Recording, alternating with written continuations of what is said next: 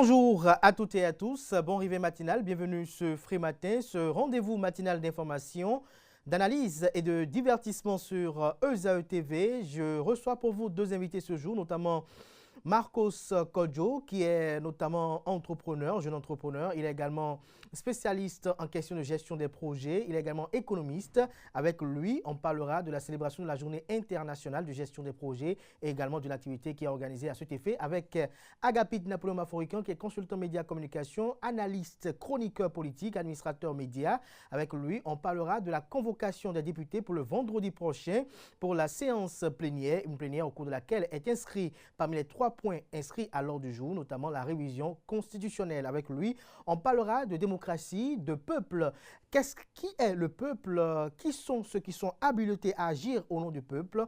On essaiera d'évacuer ces thématiques, ces préoccupations avec le consultant politique. Mais avant de retrouver mes invités, chers amis internautes, vous aurez droit à la une des journaux, au bulletin matinal d'information, à la page des sports, à la définition du jour, aux trucs et astuces, aux prénoms du jour, aux prévisions astrologiques et au panel de discussion qui ce matin s'intéresse à une thématique d'actualité, notamment la problématique en lien avec le viol. Chers amis internautes, avant de retrouver mes invités et de vous retrouver pour la une des journaux, je vous invite à suivre cette capsule vidéo de l'École supérieure d'administration d'économie, de journalisme et des métiers de l'audiovisuel ESAE qui est promotrice de ESAE TV.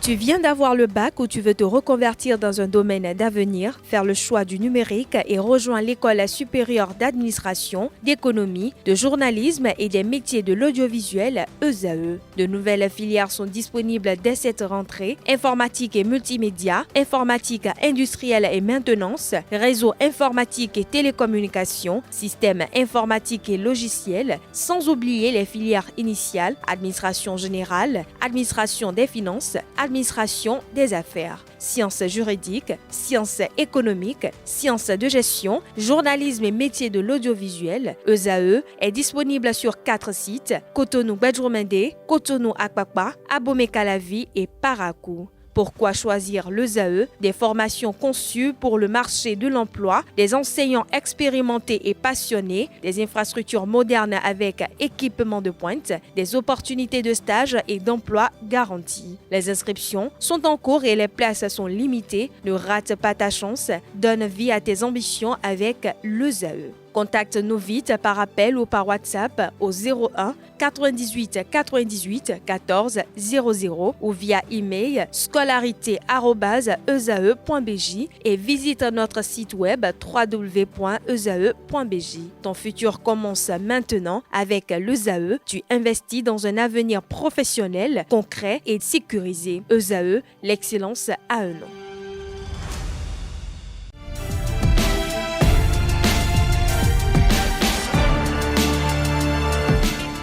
Bonjour à nouveau, chers amis internautes. Nous démarrons cette une des journaux, comme il est de tradition sur ESAE TV, par le quotidien Maison. Le quotidien béninois d'information générale et d'analyse L'Informateur, qui ce matin manchette titre Assemblée nationale, le débat sur la révision annoncée.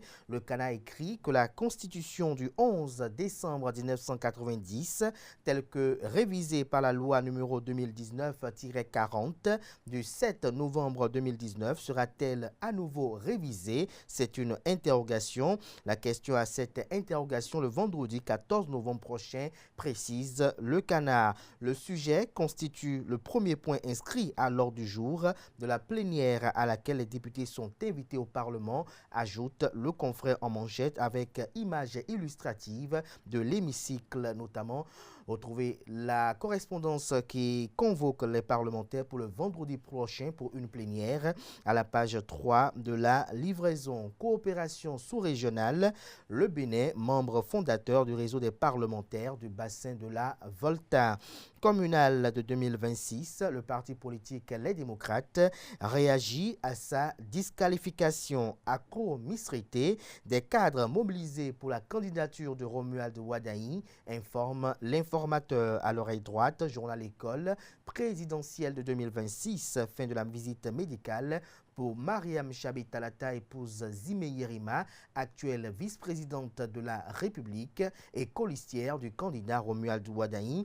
Un titre incitatif qui convie les fidèles lecteurs à lire dans les colonnes de sa parution les différentes productions journalistiques de ce jour des étudiants en formation sur les différents campus de l'ESAE, l'école supérieure d'administration, d'économie, de journalisme et des métiers de l'audiovisuel. ESAE présente à Cotonou, à Boumé-Calavi et Parakou.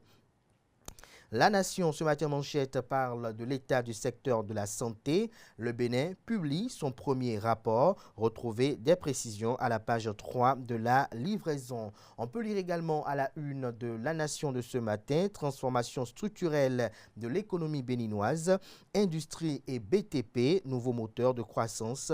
Retrouvez des précisions à la page 5.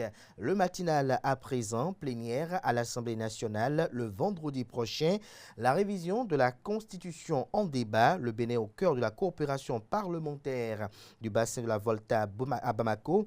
Le Canada écrit noir sur blanc que les députés seront en plénière le vendredi 14 novembre 2025 à 10h. 3 points sont inscrits à l'ordre du jour. Il s'agit de l'examen de la proposition de loi portant révision de la loi numéro 90-32 du 11 décembre 1990 portant Constitution de la République du Bénin telle que révisée par la loi numéro 2019-40 du 7 novembre 2019. Il y a également inscrit à l'ordre du jour l'examen du projet de loi portant modification de la loi numéro 2024-26 du 17 juillet 2025 portant loi organique sur le Conseil économique et social. Et le troisième point inscrit à l'ordre du jour, il s'agit de l'examen du projet de loi portant modification de la loi numéro 2022-09 du 27 juin 2022, modifiée et complétée, portant loi organique sur la Cour constitutionnelle. Lire le communiqué en date du 11 novembre 2025 rendu public par le secrétariat général administratif de l'Assemblée nationale. Retrouvez des détails dans les colonnes de la livraison de ce matin du journal qui publie également à sa une ce matin lutte contre les violences basées sur le genre au Bénin. Plus de 7000 plaintes enregistrées par l'Institut national de la femme INF. Matin libre à présent, exclusion des démocrates des élections, trêve politique, le chemin se balise. On peut lire également à la une de Matin libre de ce matin, communal de 2026, les démocrates dénoncent une exclusion orchestrée. Handball, formation pour l'obtention de la licence CIHF, 40 techniciens africains livrés, Paris gagné pour la Fédération béninoise de handball. Le Béninois libéré libère ce matin manchette, municipale de 2026, déclaration de l'opposition. Une seule question au parti Les Démocrates, même le bec brisé, les démocrates veulent toujours intoxiquer. Vous avez une satire qui est mise en manchette. L'article, quant à lui, a retrouvé dans les colonnes de la livraison de ce matin. Nouveau souffle pour la Société des aéroports du Bénin. Patrice Talon installe une nouvelle équipe dirigeante. Le potentiel liste pour les élections législatives. Eureka, l'Union progressiste Le Renouveau assure positionner tous les actuels députés. L'Union progressiste Le Renouveau assure positionner tous les actuels députés. Une réunion de la direction exécutive nationale décide de reconduire et de positionner tous les actuels députés à l'Assemblée nationale pour les législatives de 2026. Retrouvez des détails sur ce conclave à la page 3 de la livraison. Débat sur l'équilibre des pouvoirs à l'Assemblée nationale. Louis Béounou-Vlavonou, président de l'Assemblée nationale du Bénin, convoque ses collègues députés pour trancher la révision constitutionnelle. Fourniture de l'énergie électrique au Bénin, SB2E, Marcelin Cantienou, expose les actes de vandalisme et d'incivisme. On lit à présent le premier quotidien économique du Bénin, l'Économiste. Forum Back to Africa 2025, Régie Facia, sacré prix d'inspiration de la diaspora à Paris. Retrouvez des détails à la page 3 de la livraison.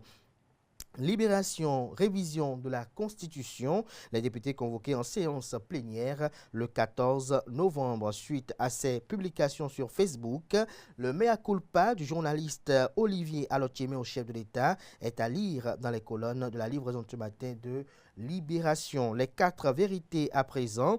Célébration des cérémonies culturelles et cultuelles à Sokedinu, notamment dans la commune d'Alada, d'Assognon, Metoou, renoue avec la ferveur des rites Ouito. Il s'emploie à préserver avec rigueur et humilité ces symboles vivants de l'identité spirituelle. Retrouvez le point des cérémonies à la page 8 de la livraison. Régularisation de leur situation de carrière. Des enseignants ACDPE sollicitent Véronique Toïfodé et le président Patrice Talon. Véronique Toïfodé, qui est ministre de l'enseignement secondaire technique et de la formation professionnelle, également ministre de l'économie, ministre autant pour moi des affaires sociales et de la microfinance. La Nouvelle Tribune, syndicats et société civile, des voix de moins en moins audibles au Bénin, de quoi parle le Canard. Retrouvez des précisions à la page 10 de sa livraison. Adiaché News ce matin vit des partis politiques au Bénin. Le système partisan déjà malade par la faute des acteurs politiques. En illustration, les logos des formations politiques ci-après. Les démocrates, LD, Bloc républicain BR, Union progressiste Le Renouveau, UP Le Renouveau, Mouvement des élites engagées pour l'émancipation du Bénin, Mouel Bénin, Renaissance nationale RN et Force Corée pour un Bénin émergent FCBE. On lit toujours à la une du quotidien Adiaché News, Assemblée nationale du Bénin, une séance plénière convoquée pour vendredi prochain, la proposition de loi portant révision constitutionnelle à l'ordre du jour. Le Télégramme rencontre transport logistique du 27 au 29 novembre 2025, un événement stratégique à Cotonou avec les pays comme le Niger, le Mali, le Burkina et le Tchad. Retrouvez des précisions dans les colonnes de la proposition de ce matin du journal. Le Télégramme a également pour titre ce matin, Assemblée nationale, les députés en plénière ce vendredi, la révision de la Constitution à l'ordre du jour. Commission électorale nationale autonome Sénat, le parti politique Les Démocrates réclame un audit de tous les dossiers de candidature. Fermeture des frontières entre le Bénin et le Niger. Un ressortissant nigérien jugé pour outrage au président Patrice Talon. La boussole à présent, victimisation politique, l'arme fatiguée des démocrates, le favoritisme supposé des autres est-il la normale, s'interroge le confrère. Le pays émergent à présent, affaire voyage frauduleux vers la France impliquant le secrétaire général de la FEBEBOX, 24 mois de prison dont 6 fermes pour le secrétaire général Armand Xavier Tossa, le président Pierre-Léonard Envie décidé à assainir le milieu de la boxe béninoise. On peut lire également à la une du même Canard ce matin, formation d'entraîneurs pour l'obtention de la licence CIHF, une nouvelle cuvée de techniciens africains certifiés. Retrouvez des détails sur les implications dans les colonnes de sa proposition. Dynamisme Info ce matin, choix de ne pas signer d'accord avec un autre regroupement. Le parti politique Les Démocrates opte pour la dignité et la fidélité au peuple. On peut lire également à la une de Dynamisme Info de ce matin, situation top mois sociopolitique actuelle au Bénin. Daniel Ida, dans ses messages codés, laisse lire des assurances. Décryptage info, croissance en Afrique de l'Ouest et du Centre. Cotonou, carrefour de la transformation numérique, du 17 au 18 novembre 2025. L'emblème du jour, réorganisation politique en vue des élections de 2026. Fusion, reconduction et réalité. Retrouvez des détails à la page 3 de la livraison. Coopération sino-béninoise dans les médias. La Chine équipe la haute autorité de l'audiovisuel et de la communication. En boucle avec Le Soleil Bénin Info, positionnement pour les législatives de 2026, des loups dans la bergerie de Talon, Réunion secrète hier, ce que préparent plusieurs députés de la majorité est à lire à la page 3. Autre des détails, notamment la page 3, comme je le disais tout à l'heure, animation de la vie politique nationale. L'ancien président de la République, Thomas Boniaï, actuel président du parti politique d'opposition Les Démocrates, dans un dilemme malheureux. Ce sera tout pour la une des journaux. Merci de votre aimable attention.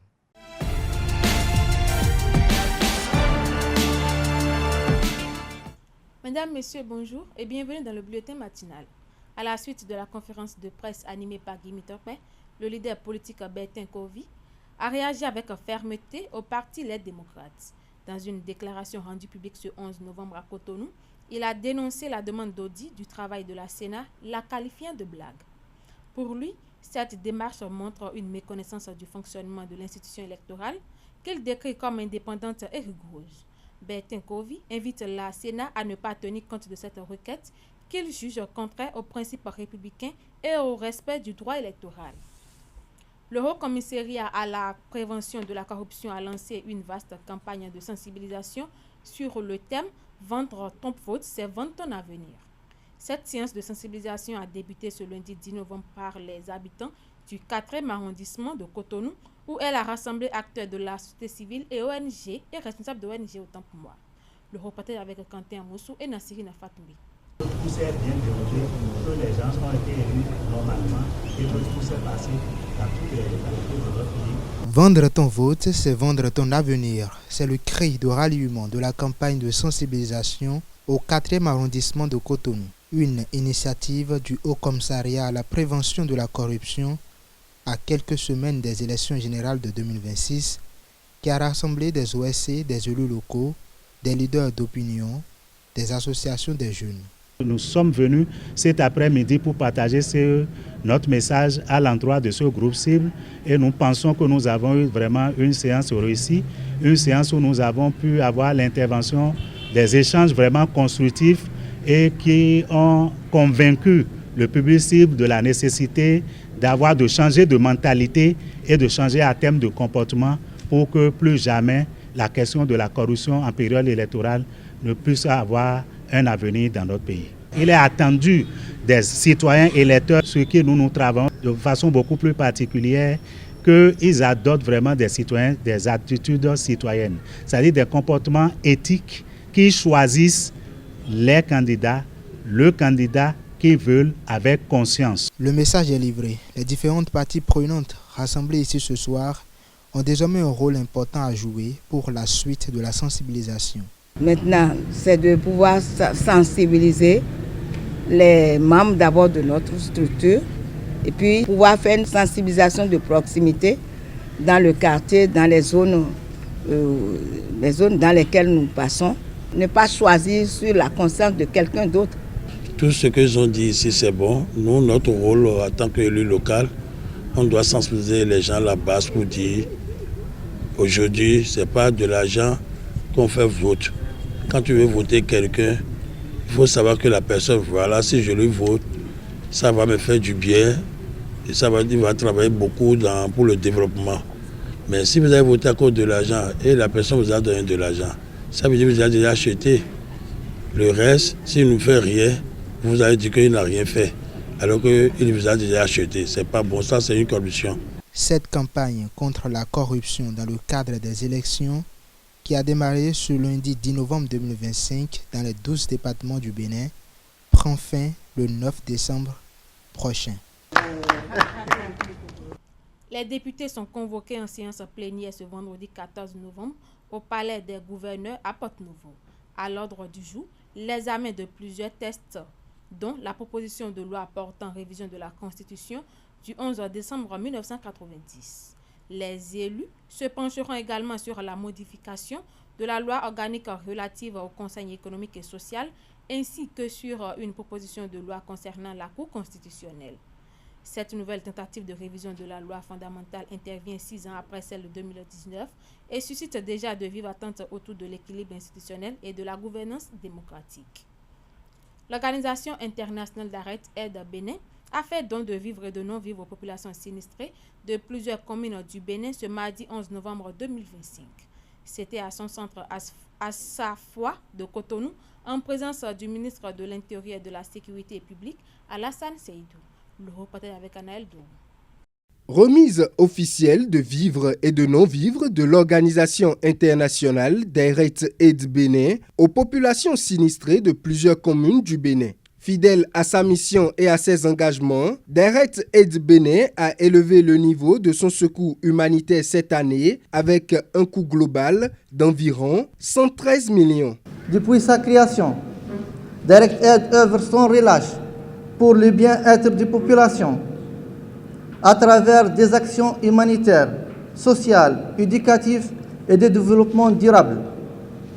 Le 2000 kits et les 5 parcs que nous remettons aujourd'hui ont un coût global de 112 476 000 francs CFA.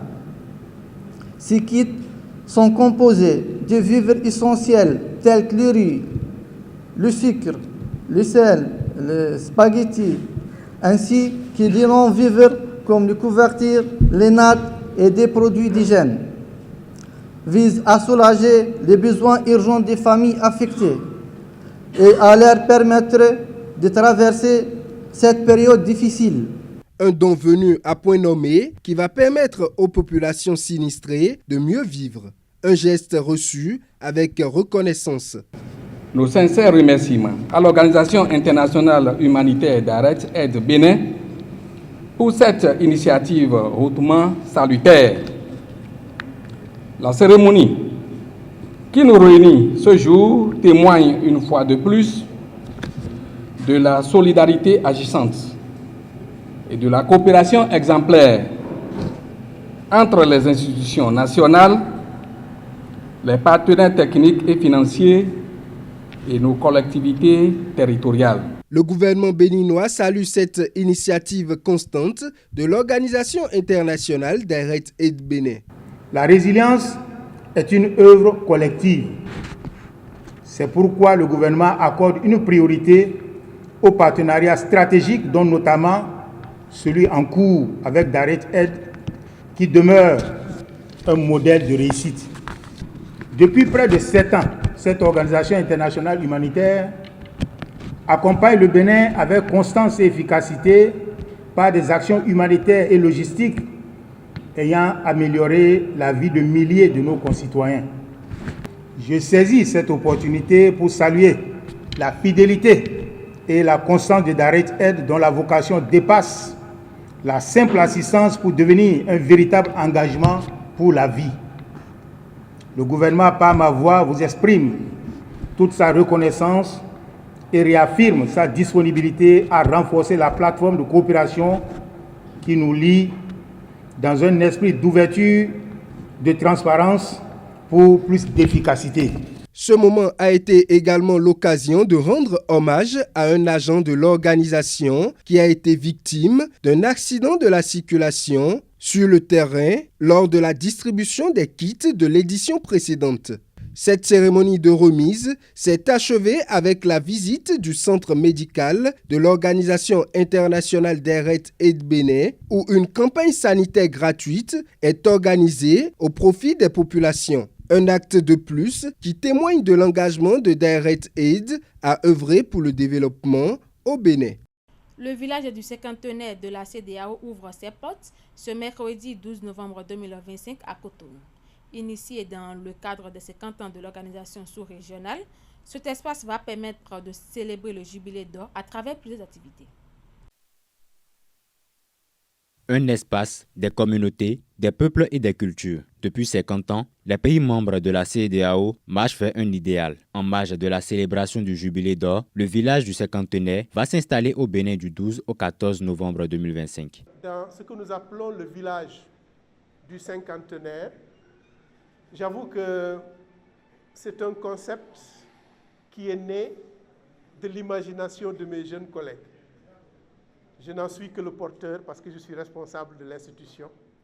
Mais ce sont mes jeunes collègues qui ont travaillé ce concept et qui l'ont porté jusqu'à ce qu'on soit aujourd'hui au point d'en faire l'annonce et de le réaliser. Le représentant résident de l'institution sous-régionale a levé un coin de voile sur cette initiative lors d'un dîner de presse le mercredi 5 novembre 2025 à Cotonou. L'idée, c'est d'avoir, comme j'ai dit, un espace à la fois de célébration, mais aussi un espace d'introspection. Célébration parce que, comme je l'ai tantôt souligné, il y a de quoi être fier de la CEDEAO. Il y a un aspect qui va bien sûr venir, c'est l'aspect, je dirais, introspection. J'ai dit tantôt que nous sommes fiers de ce que nous avons réalisé et le village sera l'occasion de voir où nous en sommes sur les différents aspects de l'intégration, que ce soit l'intégration économique surtout, la liberté du commerce, le libre-échange, tous ces aspects, donc la libre circulation des personnes et des biens.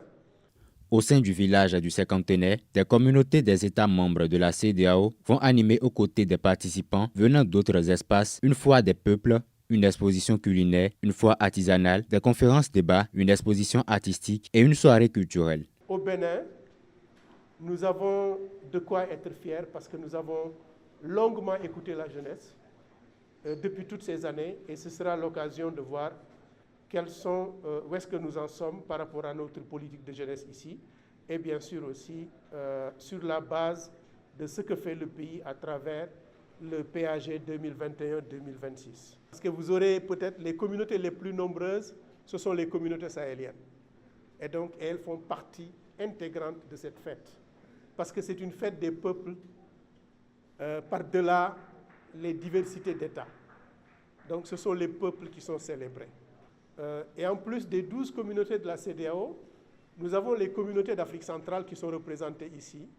Et donc ça nous donne un peu une célébration de l'Union africaine. En dépit des difficultés sur le plan politique, la CEDEAO demeure un espace communautaire viable d'intégration africaine. Une dernière actualité à l'international pour boucler. Au Gabon, le parquet a requis 20 ans de prison et 100 millions de francs CFA d'amende contre l'ex-première dame Sylvia Bongo et son fils Nourdine. Tous deux sont jugés par contumace pour détournement de fonds publics et blanchiment d'argent. En exil à Londres, ils dénoncent un procès politique. Le procureur général de Libreville, Eddie Minang, les accuse d'avoir travesti le pouvoir présidentiel après l'AVC d'Ali Bongo en 2018, évoquant un vaste système d'enrichissement personnel. Le parquet demande également la confiscation de leurs biens, estimés à plusieurs milliards de francs CFA. Sylvia et Nourdine Bongo rejettent toutes les accusations. C'est tout pour ce bulletin matinal. Merci de nous avoir suivis et à très bientôt. Bonjour à toutes et à tous. Dans la page des sports, on parle du développement du football féminin. Le Bénin représenté à Rabat par Immaculée Agbakou, qui est directrice technique nationale adjointe et chef du département du football féminin au sein de la Fédération béninoise de football, a pris part à l'atelier régional de la FIFA sur le développement du football féminin tenu du 6 au 8 novembre 2025 à Rabat, au Maroc. Ce rendez-vous a réuni des femmes leaders du football africain autour de thématiques telles que la professionnalisation, la performance, la santé des joueuses, la gouvernance et les programmes de développement de la FIFA et de la CAF. La participation du Bénin à cet atelier illustre la volonté de la Fédération béninoise de football de renforcer la structuration et la promotion du football féminin sur le plan national. On reste toujours dans le football où le Bénin s'est incliné devant le Ghana 0-2. C'était ce mardi au stade Omnisport d'Adion lors de la phase de groupe de la compétition UFOA U20 féminine 2025. Malgré une belle combativité des joueuses béninoises, l'efficacité offensive des Ghanéennes a pris le dessus. Le Bénin devra réagir lors de la prochaine sortie pour espérer rester en course dans cette compétition. On finit par cette actualité liée au handball CAN 2026. Le Bénin qualifié. Les Guépards handballeurs représenteront fièrement le Bénin à la 27e Coupe d'Afrique des Nations de handball prévue pour se tenir du 21 au 31 janvier. Nous serons en 2026 au Rwanda. Une belle occasion pour la sélection nationale de poursuivre sa progression et d'écrire une nouvelle page de son histoire en matière de handball. Bonne chance donc aux ambassadeurs béninois. C'est tout pour l'actualité sportive. Merci de votre aimable attention.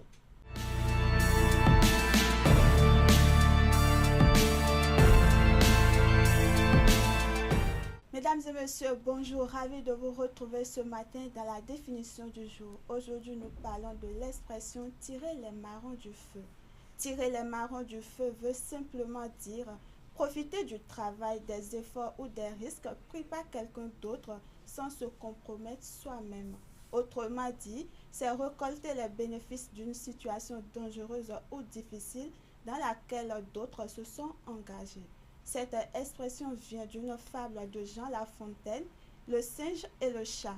Dans l'histoire, le singe flatte le chat et le convainc de sortir des marrons du feu de cheminée. Le chat se brûle les pattes tandis que le singe mange tranquillement sans rien risquer. Leçon à tirer, il y a certains qui se servent des autres pour obtenir des avantages. Exemple, dans cette entreprise, certains cadres tirent les marrons du feu pendant que les employés font tout le travail, ou encore, il a laissé son ami prendre tous les risques, puis il a tiré les marrons du feu en récoltant. Et voilà, c'est tout pour la définition de ce matin. Merci de m'avoir suivi et à la prochaine. Bonjour à toutes et à tous, heureuse de vous retrouver ce matin. Aujourd'hui, dans la rubrique Trucs et astuces, on parle de quelques solutions naturelles pour soulager des douleurs au cou. Amis internautes, déjà comme première solution ou première astuce, appliquez de la glace ou de la chaleur.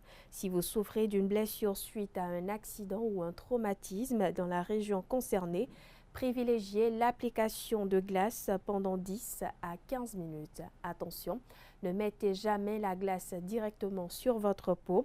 Enveloppez-la plutôt d'une serviette humide. Si vos douleurs durent plus de 72 heures, eh bien, vous pouvez choisir d'appliquer de la glace ou de la chaleur selon vos préférences. Deuxième solution, bougez-vous. Dans la mesure où cela n'aggrave pas trop vos douleurs, continuez de bouger votre cou.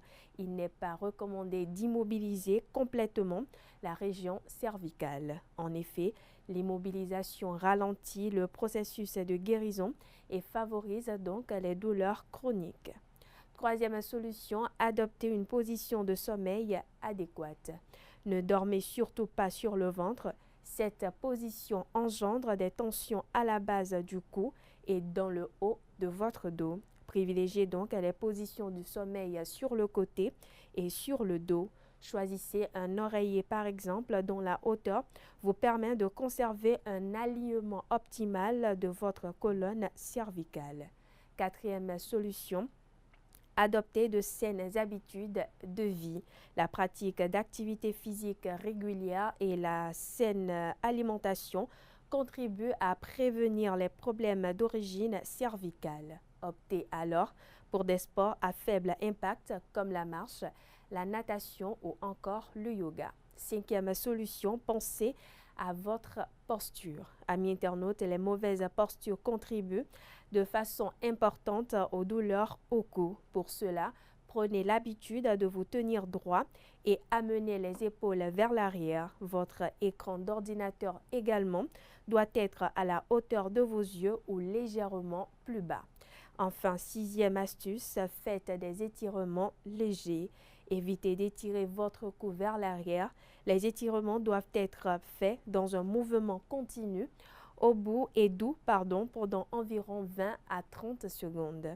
Faites des rotations dans un sens puis dans l'autre en évitant toujours les positions extrêmes vers l'arrière. Et voilà, chers internautes, c'est tout pour l'astuce de ce matin. Merci et à demain.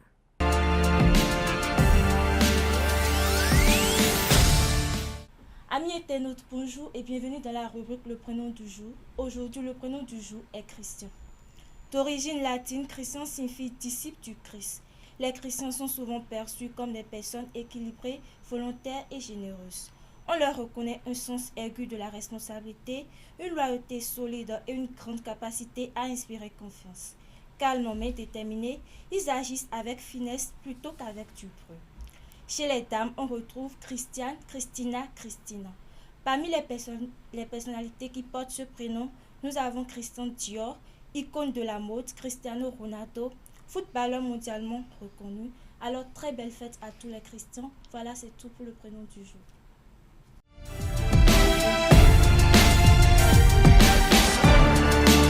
Bonjour amis internautes, il s'agit de l'horoscope. Bonjour à nouveau. Cette journée pour les béliers bien évidemment sera très favorable à la signature de contrats d'association commerciale, mais il faudra lire attentivement toutes les clauses au préalable. Amis du signe taureau, toutes les conditions seront réunies pour que vous puissiez mener à bien vos projets. On poursuit avec les Gémeaux ce matin. Pour le moment, vous aurez le vent en poupe. Vos relations vont vous ouvrir des portes et faciliter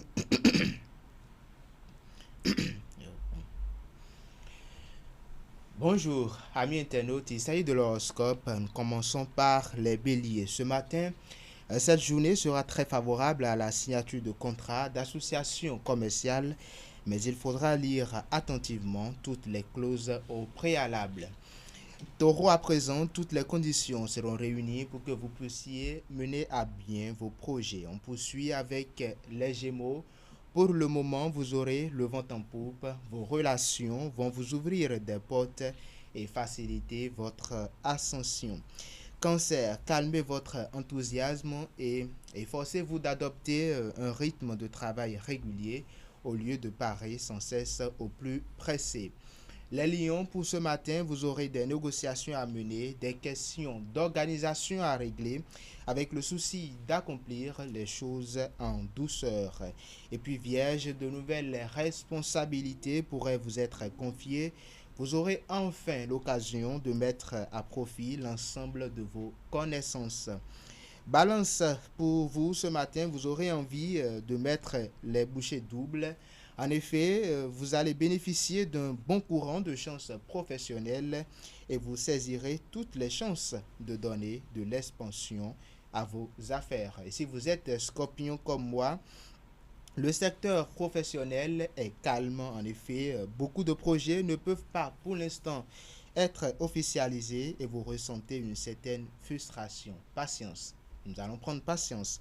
On poursuit avec les Sagittaires. Vous allez constater que l'argent file très vite en cette journée. Si vous ne voulez pas vous retrouver dans le rouge, gérez au mieux vos comptes. Et puis Capricorne, vous avez bien fait de ne pas prendre les bruits de couloir pour argent comptant.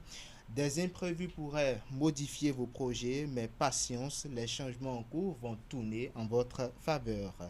Avant-dernier signe du zodiaque Verseau, vous aurez davantage de temps pour réfléchir plutôt à la suite à donner à un projet ou pour trouver l'impulsion qui fera redémarrer votre carrière. Poisson, pour finir, un essai de rigueur vous rendra impopulaire. Vous allez manquer de souplesse pour un travail d'équipe. Malgré ces quelques faux pas, il sera toujours temps de vous rattraper pour un nouveau projet. Et voilà, c'est tout pour l'horoscope de ce matin.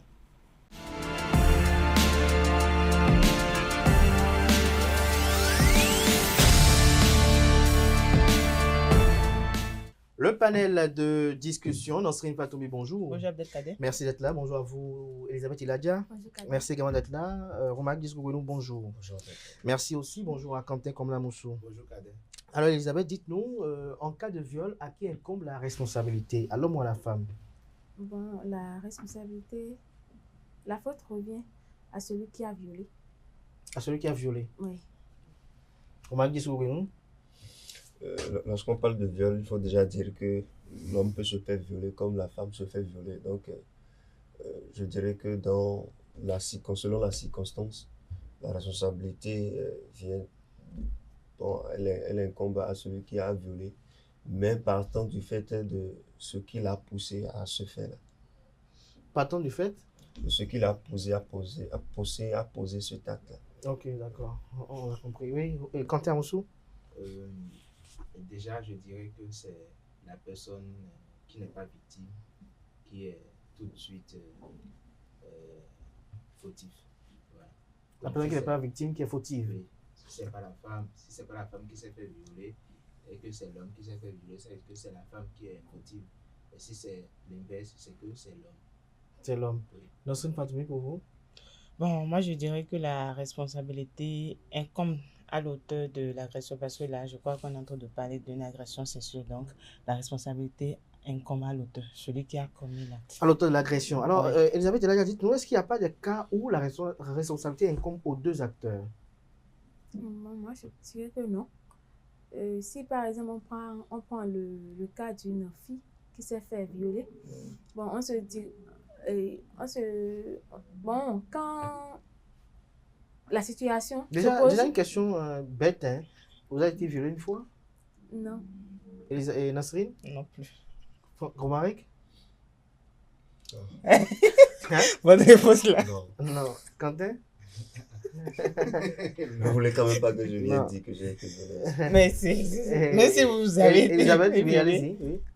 Bon, si c'est une fille qui s'est faite et violée, bon, et je pense qu'on dira la société ou bon, des personnes, vous allez un peu m'excuser, un peu inconscientes, demanderont mais qu'est-ce qu'elle portait et comment est-ce qu'elle marchait. Sauf qu'on oublie que même un bébé qui porte une couche se fait violer en fait. Une couche, ouais. Une couche, pardon.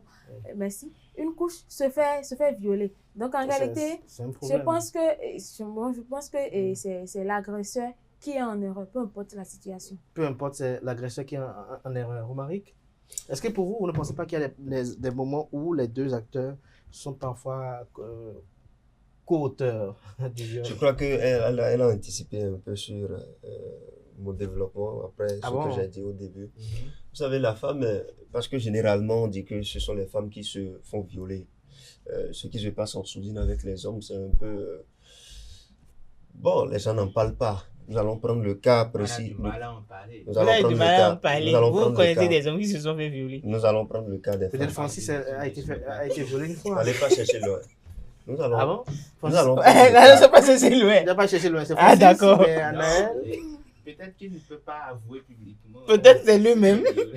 Nous allons prendre le cas des femmes qui se font généralement violer. Vous savez, la femme, elle est faite de sorte que même lorsque vous voyez ses mains en fait peuvent attirer l'attention. C'est-à-dire quoi? Attirer l'attention au point de violer? Non, pas au point de vue, je vais développer. Vous savez, lorsque vous voyez la femme, même lorsqu'elle se couvre tout le corps et ses mains seules, en fait, c'est pour dire que la femme, elle est sacrée.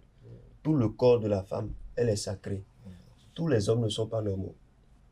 Il faut convenir Quand on est anormal, on va dans un centre il faut psychiatrique. convenir que même dans la rue, il y a des gens qui portent il y en a qui portent un costume et qui dans la tête ne sont pas au point.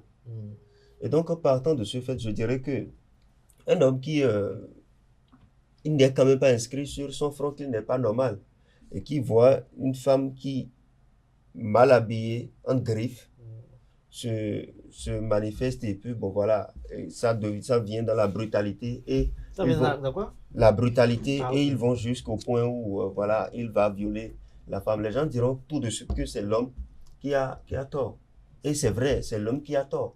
Mais pourquoi Nasrine Fatombi étant habillée, le corps couvert, bien couvert, pourquoi dans le même temps, elle ne s'est pas faite violer et c'est la personne qui s'est mal habillée qui a été violée? Moi, je dirais que la responsabilité dans le cas d'un viol, selon la circonstance, incombe aux deux. Il faut que les femmes sachent s'habiller d'abord. Parce que, peu importe ce qu'on dit, la femme, elle est sacrée de la tête jusqu'aux orteils. Et il faut qu'elle reconnaisse ça. Qu'est-ce qui amène l'homme d'abord à aller vers une femme pour lui dire que tu me plais? Ben écoutez, vous ne la connaissiez pas avant. Ce n'est que son physique, ce n'est que son corps qui vous attire. D'abord, on dit quoi? C'est quoi, vous l'avez vu nu? Non, lorsque je parle de corps, c'est dire son physique, quoi. L'attirance. Sa silhouette. Sa silhouette d'abord. L'attirance d'abord. On dit les relations qui aboutissent au mariage commencent par quoi? Il y a d'abord l'attirance physique. C'est pas tous les mariages. Il y a d'abord l'attirance physique parce que si l'attirance physique, si vous n'avez pas été attiré par le physique, vous n'allez pas commencer à chercher à connaître cette personne-là jusqu'à tomber amoureux de cette personne-là, jusqu'à penser au mariage. Donc, il y a d'abord l'attirance physique avant tout le reste. Et donc, je voudrais d'abord inviter les femmes à savoir d'abord s'habiller. Et savoir s'habiller, c'est se respecter. Parce que lorsque tu te respectes, tu ne mets pas certaines choses pour sortir, pour mettre à mal certaines personnes. Permettez-moi de dire quelque chose à Romaric. Ah, vous le dites quoi? En fait, on crie tout le temps que bon, les filles, les femmes doivent savoir s'habiller. Mais on oublie en fait d'éduquer les hommes. Parce qu'en réalité, je ne sais pas ce qu'une fille peut porter pour sortir en réalité et qui va vous pousser à la violer. C'est-à-dire que quand elle dit non, vous ne pouvez pas respecter le non. Parfois, on dit non, mais vous entendez bien le non. C'est-à-dire que vous n'avez pas mal aux oreilles. Mais pourtant, vous piétinez le non pour faire ce que vous voulez. Peu importe ce qu'une fille porte. Les hommes piétinent le non. non. En fait, c'est votre développement. C'est vous qui avez défendu maintenant que c'est peut-être l'habillement des filles. Non, mais ce que je dis, c'est naturel. Non. Arrêtez, vous voulez qu'on considère. Je parle de ce qui pourrait créer, ce qui pourrait. Moi, j'ai quand même noté il n'y a même pas de raison. J'ai noté c'est naturel. La femme, elle est faite pour être regardée par les hommes. On ne mais quand vous parlez de mal habillé, pas des animaux en fait. Et puis vous allez voir une fille par exemple qui est mal habillée, vous allez vous dire que bon, cette fille vous a séduit en fait. Je ne défends pas le viol. Mais vous venez de dire que ce que je défends. Mais attendez, quand vous parlez de mal habillé, c'est parti. D'accord, je suis parti de ce qui pourrait créer le problème. Mais quand vous parlez de mal habillé, quand vous parlez de l'une des raisons qui pourrait. Alors, vous trouvez une possibilité, il y a d'autres qui ne trouvent pas une possibilité. Oui, Nasrine? Quand vous parlez de mal habillé, attirance physique, savoir s'habiller, vous savez, me l'attribuer. Non, vous n'attribuez pas, on ne vous attribue pas le sujet, mais c'est votre développement. Non, mais donnez votre développement du sujet qui a été mis sur table. D'accord. Quand vous parlez de mal habillé, attirance physique, ça, vous savez, nous sommes au Bénin et depuis le début de l'année 2025, on a eu entendu, d'après les recherches de l'INF, on a vu des petites filles de 3 ans, 5 ans, 6 ans qui se sont fait violer. Donc, vous allez parler aussi là de leur habillement, ils sont attirés de la nature. Non, vous savez, on dit très souvent qu'on ne naît pas roi, on le devient. Donc, comme vous l'avez dit, il y a des gens qui ne sont pas du tout. Je vais vous suivre également. Ils ne sont pas. Non, on ne parle pas seulement à Djesougo. Moi, ça m'a quand même touché. Ça m'a quand même touché quand il dit mal habillé. Donc, quand une fille s'habille mal, genre, bon, vous avez déjà en tête, bon, elle va se faire violer en route, non? Chacun a sa manière de s'habiller. Quand moi je sors de la maison, moi je ne m'habille pas pour quelqu'un. Moi je m'habille d'abord pour moi-même. Il faut d'abord s'habiller pour soi-même. Qui vous interdise de porter n'importe quoi. Non, c'est pas n'importe quoi. De toute façon, celle qui s'est habillée en collant, en soutien-gorge pour sortir de la maison, elle a des parents. Déjà, nous sommes tous d'accord que personne ne fait l'apologie du viol. Ça c'est clair, c'est établi. Mais ne restons pas dans l'illusion. On est en train de parler du viol et puis on parle de certains aspects qui peuvent conduire au viol. Et si on est d'accord que nous tous ne sommes pas, en fait, tous les hommes ne sont pas bien équilibrés mentalement dans la tête, c'est normal que ce qui n'a l'air de rien peut être grave pour quelqu'un d'autre. Ça, c'est établi. On est d'accord là-dessus. Tout le monde est d'accord. Alors, quand vous parlez, vous ne savez pas si c'est d'accord. Je suis d'accord avec vous, mon cher Quentin. Vous portez, comme Djesougo l'a dit, moi je ne vais pas mettre en grille, c'est du n'importe quoi. Il y a des filles qui portent du n'importe quoi. Oui, mais quand vous parlez de l'habillement de la fille, vous mettez tout sur l'habillement de la fille. Il y a aussi des hommes aussi qui savent pas s'habiller. Ça m'intéresse. Lorsque vous portez du n'importe quoi, aujourd'hui maintenant, porter des tenues bizarres, un peu comme si on allait vendre son corps, c'est devenu l'apanage des filles. Enfin, elles ne se sentent même pas gênées. Alors, quelqu'un qui... C'est leur émancipation. Donc, vous développez les mots. Il a les mots, il va y aller. Quelqu'un qui déjà est penché vers ce côté-là, qui tout de suite, quand il voit, déjà vous êtes habillé, vous êtes en bomba bien joli, salati, imaginez quand vous mettez des robes moulantes et qui... Déjà, ça l'amène à réfléchir. Parce que, vous savez, l'habillement aussi, ça porte un message. Moi, je ne peux pas voir certaines filles dans la rue et les arrêter. C'est impossible. Jamais. Parce que je vais me dire, celle-là, elle sait ce qu'elle vend en sortant de chez elle, de la maison. Donc, c'est établi. On ne va pas dire, certes, personne ne défend le viol ici. On ne fait pas l'apologie du viol. Et on ne va pas trouver des raisons pour quelqu'un qui l'amène à violer. C'est établi. Maintenant, quand vous portez ce que vous allez porter, que vous irez chez certains hommes, vous allez faire face à cela. Vous allez subir cela. C'est oui, mais est-ce que vous comprenez avec moi qu'il y a d'autres femmes, elles s'habillent genre pour attirer l'homme, et d'autres s'en foutent du regard de l'homme. Moi, maintenant, je ne peux pas venir au boulot, porter ce que j'ai porté ce matin, me dire, bon, arriver à la rédaction, quand elle va me violer, et Anne va commencer par courir derrière moi dans la rédaction. C'est impossible. C'est impossible d'un grand texte. J'ai là la raison. Alors, donc, quand la fille s'habille déjà, genre, elle porte mini-jupe ou bien elle est sortie. Ça, je ne sais pas. Ah bon, voilà. Partant donc, du fait c'est ça que j'ai dit. On ne n'est pas roi, on le devient. Donc, si quelqu'un dit qu'il est vous savez, c'est pour ça que j'ai pris les hommes des petites filles, les filles de 53 ans qui se sont fait violer. Donc, pourquoi un argumentaire n'est pas en phase avec le vôtre? C'est grâce à leur argument se sont fait violer. Voilà. Non. Accordez-moi la parole. Elles se sont pas fait violer grâce à leur argument. Il y a une chose qu'on doit savoir. Tous les fous ne se retrouvent pas à Jaco. Il y a des moitiés fous. Il y a des fous à 10%, à 20%. Qui se retrouvent dans les rues? De tous les degrés possibles qui se retrouvent dans les rues. De tous les degrés possibles. Alors, Elisabeth, moi j'ai une question pour vous. Est-ce que vous ne pensez pas parfois que la femme elle-même, elle est contributive au viol? Non. Parfois, est-ce qu'elle n'envoie pas parfois des messages par inadvertance? Non, moi je pense que non.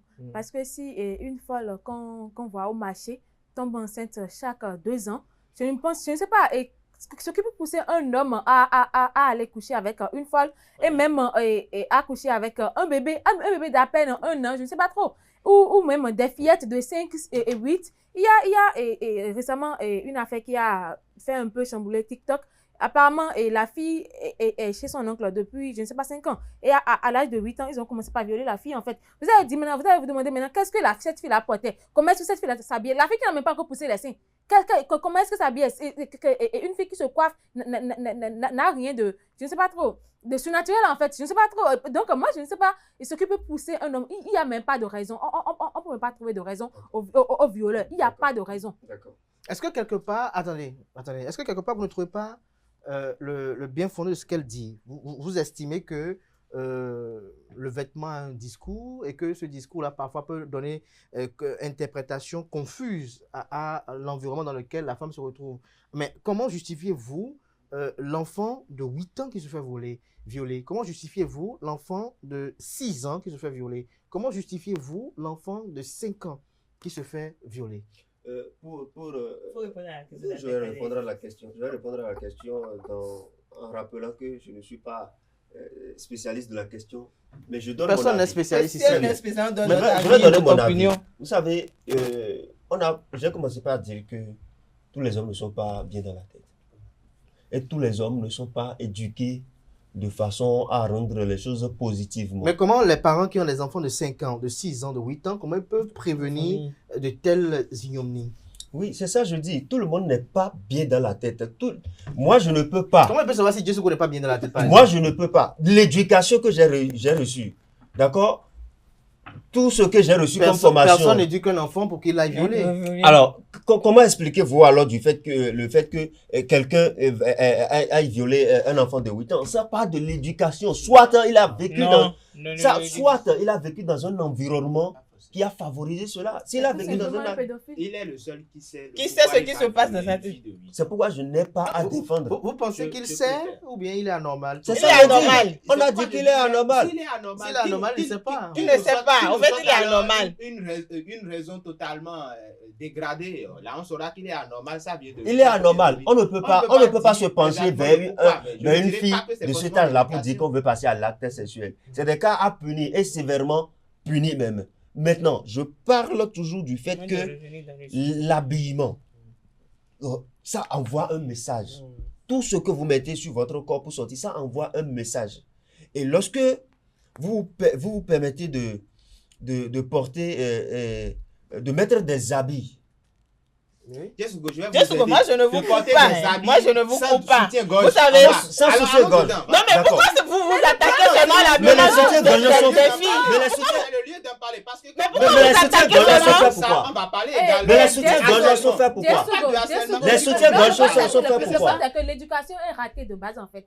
C'est parce qu'une fille est sans soutien-gorge. Tu ne sais pas si la fille a peut-être mal au sein puis elle est incapable de donner les soutiens-gorge sont faits pour Ah non,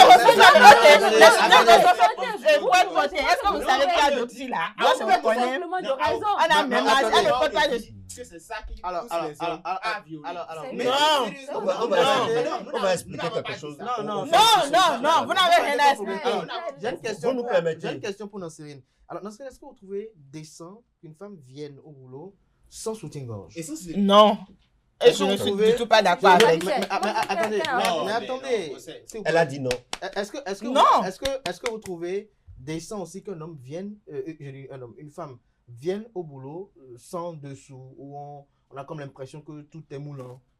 Mais si elle est à l'aise avec, c'est son souci, mais elle n'est pas venue disposer ses collègues avec son habillement. Je ne défends pas le faux, en fait. Il y a d'autres femmes, elles sont à l'aise comme ça, mais c'est à elles de savoir si bon. Je viens dans un lieu de travail. Même moi, homme, je ne me vois pas sortir sans mettre un débardeur. Je ne me vois pas sortir. Non, je ne me vois pas sortir sans mettre un débardeur ou pas. Justement parce que je suis un homme.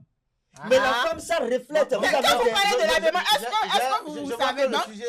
que vous savez qu'il y a des jours ici, il y a des jours ici. On aura une partie 2, même une partie 3. Je vais dire quelque chose. Qu'on parle de harcèlement comme ça. Non, faut pas mélanger les deux sujets. Quand tu es à Moussou, ne mélangez pas les deux sujets. Mais là, j'ai l'impression qu'on n'est pas d'accord sur ce fait-là. C'est établi. Alors, je crois que demain, nous allons revenir sur le sujet avec une reformulation du sujet en disant est-ce que le vêtement contribue ou bien un facteur contributif au viol? Oui, pour conclure.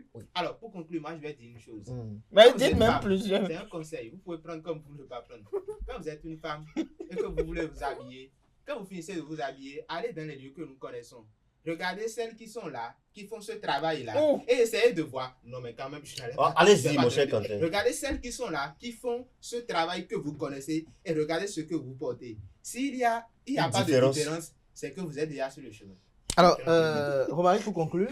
Je ne suis pas arrivé à défendre le viol, mais il faut qu'on soit d'accord sur le fait que l'habillement, le vêtement envoie un signal. Et ce signal-là peut conduire au viol. Je ne défends pas le viol. Il faut que les femmes commencent à se respecter, et se respecter commence par ce que vous portez, parce que c'est fait établi de sorte que lorsque l'homme voit la femme, il est obligé de la regarder parce que c'est ce qui l'attire d'abord. Et ce qui doit attirer l'homme, si ça doit être le fait que vous vous mettez à moitié nu à travers votre habillement, c'est un problème. C'est un problème. Alors, Nancérine, pour conclure. Bon, pour conclure, moi, je dirais que je ne suis pas d'accord avec Dissougo. Donc, il pourrait m'arriver, bon, Abdelkader viendra en costume, tiré à 4 épingles. Bon, je pourrais donc violer Abdelkader parce que quelqu'un a dit que les hommes aussi se font violer. Non, on va accepter. Non, vous allez accepter. Merci à vous, on vous a compris. Elisabeth, moi, je ne suis pas d'accord avec Moi, je dirais que le vêtement n'a rien à voir. Si on viole déjà une fille, bon, un bébé qui est en couche, ou soit même une femme, et qui couvre tout, qui porte peut-être à baya par exemple, que c'est seulement son visage qui est visible. Si on viole déjà cette femme-là, je ne pense pas que le vêtement soit un facteur de viol en fait. Voilà. C'est juste qu'on doit rééduquer les hommes. On doit rééduquer les hommes. Merci à vous pour vos opinions. On a des invités qui impatientent. On va peut-être revenir sur le sujet demain avec d'autres intervenants, peut-être avec quelques-uns d'entre autres, et revenir encore même si possible même dessus vendredi, parce qu'on sent que les passions se déchaînent. Mais il y a un fait qui est indéniable. Le violeur, il est anormal. Le violeur, il est malade. C'est un malade mental. C'est quelqu'un qui mérite véritablement d'être interné et d'être suivi. Parce que en réalité, l'acte sexuel est un acte jouissif. Et je ne peux pas, par exemple pour moi, concevoir qu'on puisse aller à la jouissance par la brutalité, par la force. Et donc, le violeur, je le répète encore, il est malade, il est anormal. Mais dans le même temps, il ne faut pas occulter ce que certaines personnes ont dit ici, qui est quand même plein de sens, c'est que le vêtement, ce que nous portons a un discours. Ça c'est enseigné dans les écoles de communication et même de journalisme que ce que nous portons envoie forcément un message. Parfois, ça peut envoyer le message que je suis de mœurs légères. Alors, si vous êtes femme, faites attention à ce que vous portez. On ne peut pas venir dans un espace de travail en portant des tenues sans soutien-gorge. Ça, c'est un peu provocateur. Et lorsque vous provoquez, il y a des gens qui savent résister à la provocation, tout comme il y a des personnes parfois qui sont très accessibles, très réceptives aux provocations et n'attendent même pas que vous soyez à la deuxième prolongation avant de répondre à l'appel. Et lorsqu'il répond à l'appel, ça dépend maintenant de son degré de maladie. S'il est un vrai malade, ne soyez parfois... Parce qu'il y en a de vrais malades. Il y en a parfois qui sont très malades. Je dis bien très malades une troisième fois parce que j'ai des cas que j'ai écoutés parfois où l'intéressé pourchasse l'autre dans les toilettes et il la surveille à longueur de journée. Il va s'arrêter devant son portail. C'est quand même un problème véritablement préoccupant qui mérite véritablement qu'on y revienne avec des sociologues pour véritablement déceler un peu les pathologies comportementales de ces sociopathes.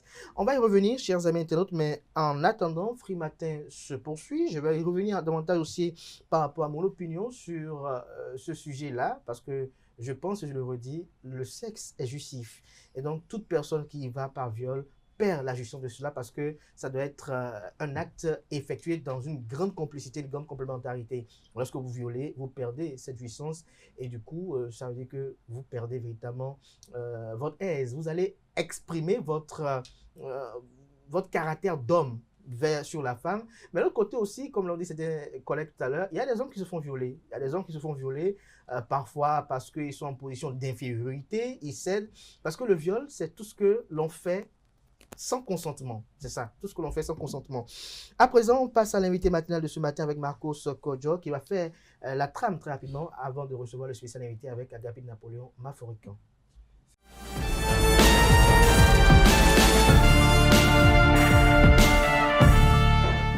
L'invité matinal de ce matin, ce Free Matin, Marcos Kodjo, et il est économiste, planificateur et gestionnaire de projet. Bonjour. Bonjour. Vous êtes également le directeur général de la team GMC.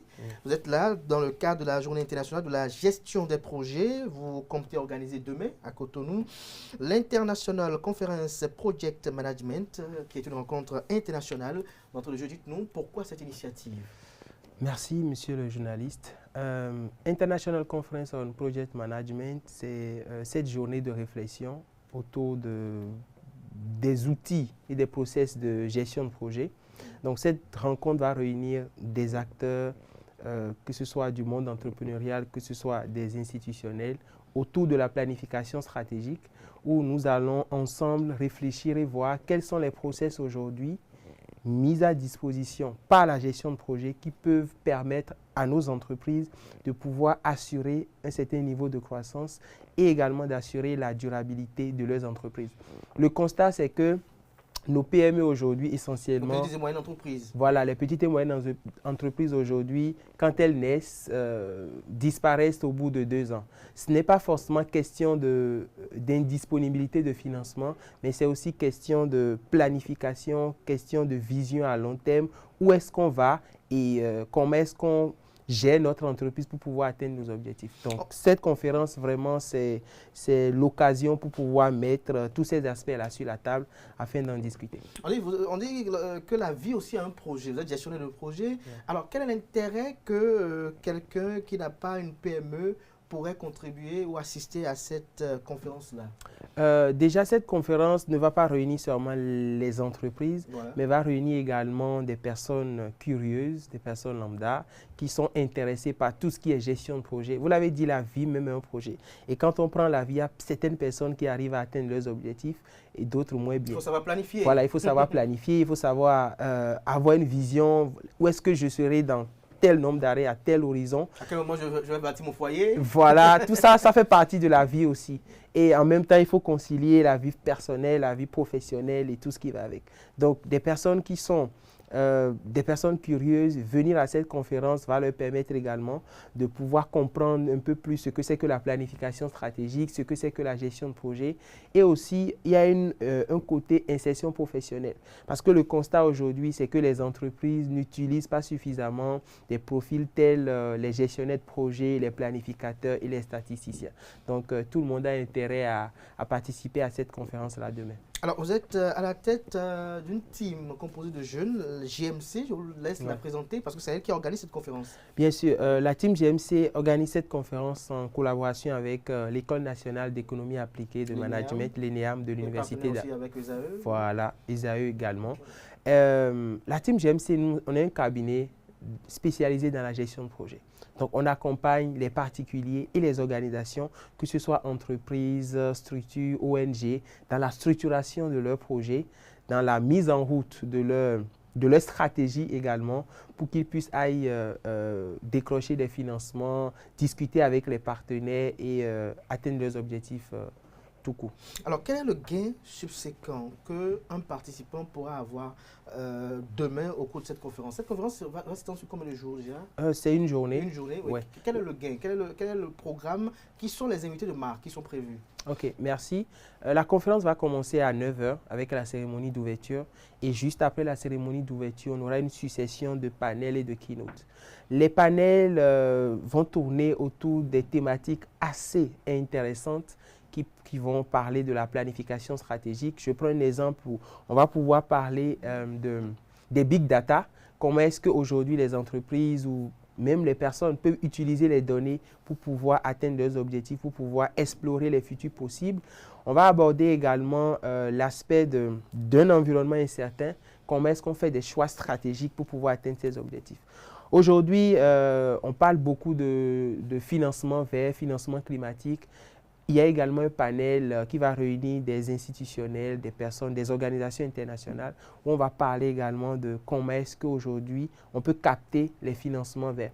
En ce qui concerne les keynotes, on va parler de la gestion des risques, on va parler de la théorie du changement, on va parler également de la vision Bénin 2060.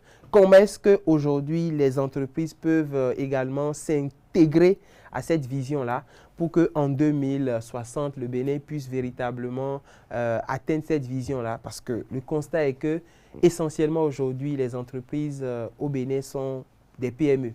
Voilà. Comment est-ce que les PME arrivent à tirer également leur épingle du jeu? Donc, c'est vraiment un cocktail de panélistes, d'intervenants qui sont des chefs d'entreprise, des experts en gestion de projet, des institutionnels, des universitaires. Et vraiment, ce sera un partage très enrichissant. Quelques figures de proue qui sont annoncées pour demain? Bon, on a déjà monsieur Vincent Atu-Floriani qui est le directeur pays de International Finance Corporation de la Banque mondiale. On a Dr Georges Allais qui est le président de la Société de développement des projets. On a le professeur Albert Ononkou qui est un grand économiste et directeur de l'ENEAM. Et bien d'autres, le directeur général de la GAB, monsieur Gaston Dosouza, qui va nous parler également de gestion des risques. On a également des étrangers qui vont nous parler de plein de choses quand même. Il y a beaucoup, donc un programme très riche. Un programme très riche. Mais quel est votre regard sur l'environnement des PME au Bénin? Bon, pour ne pas trop discourir, je dirais tout simplement qu'il y a aujourd'hui tout un dispositif en place. On a notre partenaire ADPME, on a la CCIB qui font beaucoup déjà pour accompagner les PME dans leur processus de structuration. Mais comme je le disais à l'entame, aujourd'hui, pour faire grandir son entreprise, pour assurer la durabilité de son entreprise, il n'est plus question de financement seul. Il y a la question de structuration, il y a la question de planification. Comment est-ce que je planifie mon entreprise pour pouvoir assurer la durabilité et assurer un niveau de croissance. Parce que pour une entreprise, d'abord, l'indicateur le plus alléchant qu'il faut suivre, c'est le chiffre d'affaires. Comment est-ce que j'arrive à augmenter mon chiffre d'affaires? Donc, ces institutions-là, ces agences-là aujourd'hui font déjà beaucoup. Et donc, nous, en tant que spécialistes en gestion de projet, en planification, nous ne pouvons qu'accompagner ces dynamiques-là pour que nous puissions atteindre les objectifs. Tout à l'heure, vous avez parlé aussi de la vision 2060. Oui. Est-ce que vous pensez que les PME pourront avoir un gain en s'y accommodant, si on peut le dire ainsi? Bien sûr, parce que quand on parle de vision 2060 du Bénin, cette vision concerne tous les Béninois.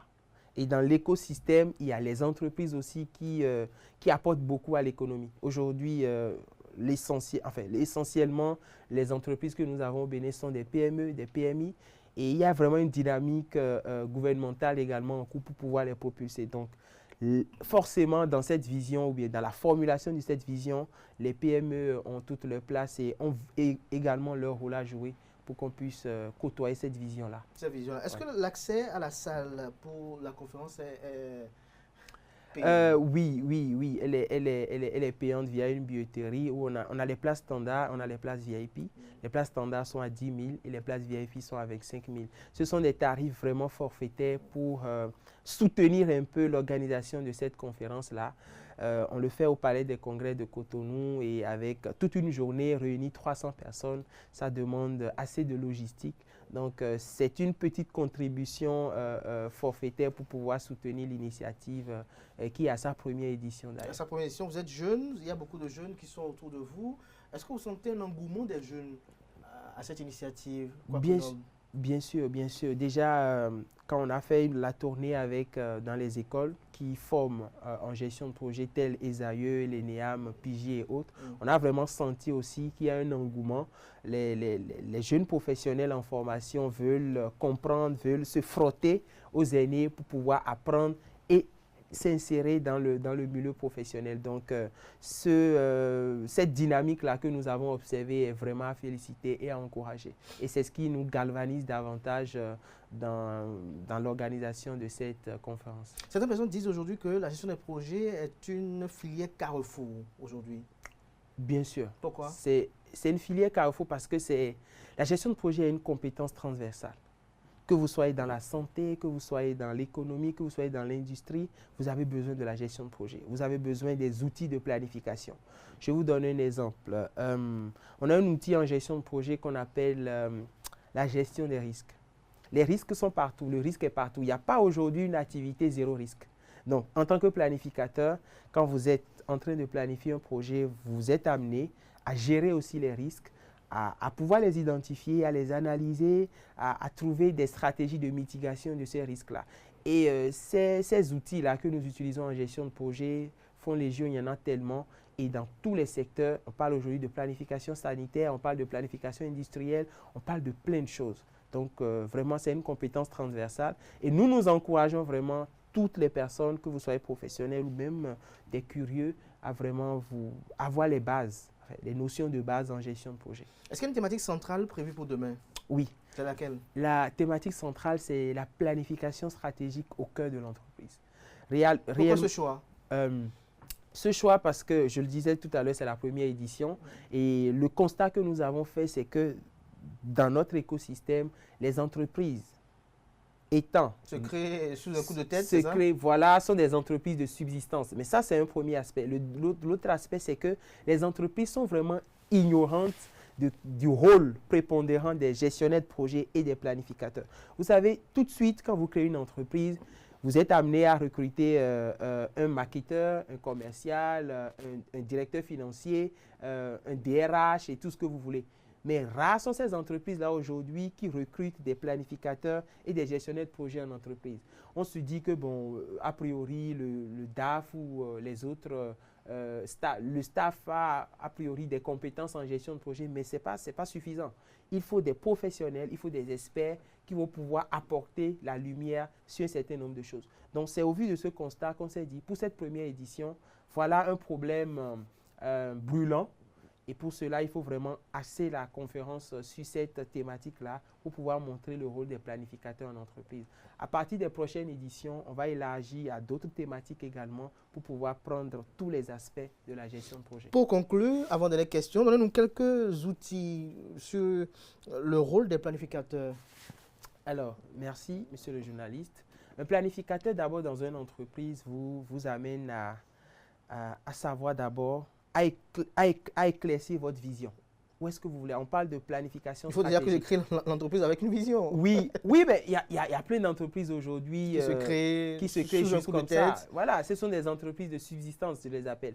Donc, le planificateur vous amène à comprendre d'abord quel est le problème que vous voulez résoudre. Quelle est la solution adaptée à ce problème-là? Et ensuite, comment est-ce que vous atteignez vos objectifs? Comment est-ce que vous vous planifiez pour pouvoir atteindre un niveau de performance donné? Comment est-ce que vous planifiez durablement votre entreprise pour que votre entreprise ne succombe pas à un événement ou à un risque qui peut survenir à tout moment? Donc ça fait partie d'un rôle des planificateurs. Au-delà de ça, le planificateur travaille avec le DAF en ce qui concerne les planifications budgétaires financières, travaille avec l'équipe technique même en ce qui concerne la gestion des risques que l'activité peut provoquer, donc autant d'aspects que le planificateur peut apporter. Autant d'aspects que le planificateur peut apporter. Oui. Un petit mot pour conclure? Juste inviter massivement, parce qu'on a encore quelques places, voilà, jusqu'à 16h, 17h, avant de boucler pour la conférence. Donc, j'invite vraiment les téléspectateurs, toutes les personnes désireuses de participer à nous contacter via les réseaux sociaux ou via le 01 95 12 96 22. Et on se retrouve demain dès 9h pour réfléchir ensemble. Et le slogan de l'International Conference on Project Management, c'est « Construisons ensemble l'Afrique des projets réussis ». Merci à vous, Marcos Kodjo. Vous êtes très jeune. Merci, beaucoup de courage. Je rappelle que vous êtes économiste, planificateur et gestionnaire des projets. Plus succès à cette International Conference Project Management. Chers amis internautes, à présent, on passe au spécial invité de ce matin avec Agapit Napoléon Maforican. Avec lui, on parle politique.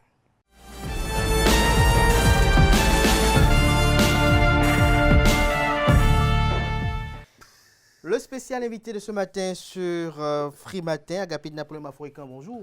Bonjour Kader, bonjour à tous. Vous êtes consultant média communication, administrateur média, chroniqueur politique, analyste politique. Le Parlement est convoqué pour une plénière le vendredi prochain pour 3 points. Notamment 3 points inscrits à l'ordre du jour. Ce qui nous préoccupe, c'est la révision constitutionnelle. On note que malgré les commentaires au sein de l'opinion de part et d'autre, commentaires que c'était vente au nom du peuple, le Parlement déroule son agenda convenablement. Parce que c'est sa mission. C'est sa mission. Mais qu'est-ce qui explique cela? Est-ce qu'on ne pourrait pas peut-être prendre le pouls au sein des universitaires, au sein des centrales et confédérations syndicales, il y en a qui se sont opposés contre, au sein d'autres organisations avant d'y passer? Non, vous ne savez pas si ce travail avait été déjà fait en amont, avant la proposition de loi. Mais les parlementaires sont totalement outillés. Ils sont outillés pour pouvoir déclencher ce processus parce que ça fait partie de leurs prérogatives. Et vous avez dit 3 points. N'isolez pas les 3 points. Parce que la révision de la Constitution doit induire, si on crée le Sénat, ça doit induire indubitablement qu'on touche à l'organisme de la Cour constitutionnelle. Même au sein de la Constitution. Parce que les missions de la Cour constitutionnelle sont intégrées à la Constitution. Et il me semble que le simple fait de créer le Sénat va induire qu'on touche à la mission de la Cour constitutionnelle. Et peut-être, je ne connais pas bien les nouveaux tests de CES, et peut-être au CES. Cela dit, vous avez dit que malgré tout, ils sont... Malgré tout parce que, vous voyez, c'est eux aujourd'hui le peuple. Le chef de l'État, les parlementaires, les élus locaux sont les représentants légitimés du peuple aujourd'hui. Donc du coup, c'est à eux de savoir ce qui est bon, ce qui est mauvais, ce qu'on doit faire pour répondre au temps, pour répondre à l'environnement, pour répondre aux objectifs de développement, pour répondre aux objectifs sociaux. Lorsqu'il y a eu Covid, personne n'avait attendu le Covid. On n'est pas allé devant le peuple pour demander ce qu'on doit faire. Le gouvernement a pris des mesures parce que c'est son devoir de prendre des mesures aussi longtemps qu'il est encore là, comme gouvernement de la République, jusqu'au moment où le mandat du chef d'État finit. Donc les députés sont bien outillés à conduire leur politique. Les universitaires ont le temps d'opiner, les syndicalistes ont le temps d'opiner. Ceux qui sont d'accord ont le droit d'être d'accord, ceux qui ne sont pas d'accord ont le droit également de ne pas être d'accord. Mais ce fait qu'on a beaucoup commenté et critiqué. C'est celui qui prend la décision qui est outillé à le faire. Mais j'ai une question, c'est qui le peuple en réalité? Ouais. Généralement, on attend, certaines personnes disent nous défendons le peuple, d'autres disent au nom du peuple. C'est qui le peuple en réalité? Voilà une grande question. Une entité empirique? Si on doit commencer, on risque de ne pas finir. Parce que le peuple, c'est toute une sémantique, mais au-delà de la sémantique, c'est tout un contenu. Le peuple, c'est vous et moi réunis. Mais pas tout le temps. Pas tout le temps. Mais on peut convoquer le peuple. J'entends les gens dire, le peuple te donne son mandat, tu gères mal, il revient te prendre son mandat. Ce n'est pas si évident que ça. Le peuple en quête, c'est quoi? C'est une valeur abstraite qu'on appelle, au nom duquel on gouverne. Vous savez, le monde est stratifié en États, pour faire court. Et je ne parle pas des continents, je parle des États. Et dans un État, c'est quoi? C'est un territoire, c'est des populations et c'est un pouvoir politique. Le pouvoir politique provient du peuple. La souveraineté appartient au peuple, dit-on, donc à ceux qui habitent ce territoire. Alors, à échéance régulière, on va devant ce peuple, on dit, bon, est-ce que ce choix te convient? Alors, notre constitution, pour ne pas faire trop de la rhétorique, la constitution de 1990, révisée en novembre 2019, dit que la souveraineté appartient au peuple. et que cette souveraineté s'exerce. Donc le peuple exerce sa souveraineté à 2 moments, lors du référendum et lors de la désignation de ses représentants. Le référendum, c'est quoi? C'est qu'on prend un sujet. Est-ce que l'avortement, vous voulez que nous régulions l'avortement? Est-ce que vous voulez qu'il y ait discrimination positive? Est-ce que vous voulez... Donc il y a des sujets qu'on amène devant le peuple directement, parce qu'on le questionne. J'ai entendu des gens dire, pour créer un Sénat, il faut aller questionner le peuple. Il faut faire un référendum. Il faut faire un référendum. Daniel Eda. Voilà. Par exemple, même à Paul Adjouvi, c'est sa théorie, Georges Anagonou, c'est leur théorie. Donc, il faut aller devant le peuple. Oui, il faut aller devant le peuple, mais la Constitution elle-même a dit les conditions dans lesquelles on peut la réviser. Et il y a des questions qui ne peuvent pas faire l'objet de révision. C'est les questions qui ne peuvent pas faire l'objet de révision qu'on amène devant le peuple. Par exemple, la limitation d'âge. Aucune révision de la Constitution ne peut toucher la limitation d'âge pour les élections. C'est-à-dire 70 ans au plafond, 40 ans au plancher. Ça ne peut pas, parce que la Constitution a interdit cela. Et la décision de 2011 qu'on appelle décision option fondamentale. Donc, on ne peut pas faire un référendum, on ne peut pas faire une révision de la Constitution pour demander si le mandat va passer de 5 ans à 6 ans, ou bien de 5 ans à 4 ans. Il faut une révision de la Constitution. Parce que pour toucher au mandat, il faut impérativement aller devant le peuple souverain. Donc, la révision ne peut pas, aucune révision ne peut toucher à la durée du mandat. Vous voyez donc. Donc il y a des sujets qui ne peuvent pas être révisés. Traités au niveau du Parlement. Non, qui ne peuvent pas être révisés. Et donc, il faut alors poser la question au peuple. Et si le peuple est d'accord, on change de constitution. Maintenant, le Parlement, c'est qui? On l'appelle le constituant dérivé. Oui. C'est-à-dire qu'il y a un constituant originel. C'est comme vous faites votre enfant. Vous le confiez à un tuteur. Le tuteur s'en occupe. Donc, vous êtes le parent légitime de l'enfant biologique, comme on le dit. Mais le tuteur n'est pas moins parent. Le constituant originel, c'est ceux qui étaient ensemble en 90, dont le professeur Théodore Orlo, qui a opiné récemment sur la question du Sénat. Ils étaient constituants. Ils se sont retrouvés ensemble pour écrire la Constitution, le draft. Le constituant dérivé, c'est celui à qui on a confié la mission d'arranger, de corriger au fur et à mesure que le temps passe. Et il faut donc, l'Assemblée nationale est le constituant dérivé et il y a des questions sur lesquelles elle peut opiner, dont la création de quelques institutions qui ne perturbent pas l'équilibre tant qu'on n'a pas touché au mandat présidentiel. C'est-à-dire que le mandat présidentiel, nous sommes dans un régime présidentiel, le chef de l'État est le chef du gouvernement. Tant qu'on ne touche pas à ça, on peut toucher à d'autres. Vous voyez, on a créé une vice-présidente de la République, on a créé un médiateur de la République, on a créé un Sénat, on a créé une Cour des comptes, mais on n'est pas allé devant le peuple souverain parce que le peuple, le constituant dérivé, peut s'en occuper et s'en occupe. Donc, aller à la révision le vendredi. Vous pensez que le test 14, sera voté le vendredi? Aller à la révision le vendredi 14. Pour le moment, je reste technique. Aller à la réunion le vendredi 14 répond à cette logique. Les députés en ont le droit. S'ils ont la majorité des 3/4, c'est que la proposition va être prise en compte. S'ils ont les 4/5, la proposition peut passer directement par l'Assemblée nationale et la révision vaudra une révision régulière. Est-ce que toutes ces étapes-là peuvent être évacuées le vendredi prochain? Absolument. Puisque ça fait 2 votes. Ça fait 2 votes. Un premier vote pour d'abord la commission des lois va sortir va faire son rapport. Il y aura un débat général.